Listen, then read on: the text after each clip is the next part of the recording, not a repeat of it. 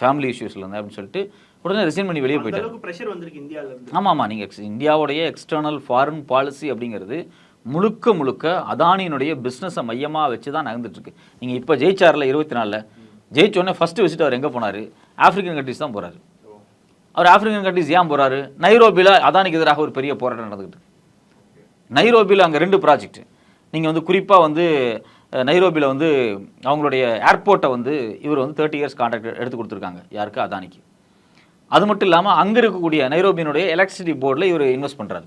இந்த 2மே அங்கே பிரச்சனை. குறிப்பாக நீங்கள் நைரோபியினுடைய ஏர்போர்ட் முழுக்க தனியார் மயமாக அதானிக்கு போகிறதுனால அங்கே இருக்கக்கூடிய லேபர் யூனியன்ஸ் போராடிட்டு இருந்தாங்க. ஒரு பெரிய போராட்டம் நடந்து அது தற்காலிகமாக நிறுத்தப்பட்டிருக்கு. அப்போ அதை சரி செய்கிறதுக்காகவே அவர் போனாரா அப்படிங்கிற கேள்வி நமக்கு வருது. ஸோ அப்போ நீங்கள் 24 உங்கள் மக்கள் ஜெயிக்க வச்சுருக்காங்க. இந்திய மக்கள் கஷ்டப்பட்டு ஜெயிக்க வச்சுருக்காங்க. நீங்கள் ஒரு பிரதமராக உட்காடுறீங்க. உட்கார்ந்த உடனே நீங்கள் வெளிநாட்டுக்கு போகிறீங்க அதானிக்காக அப்படிங்கும்போது அந்த கேள்வி வருது.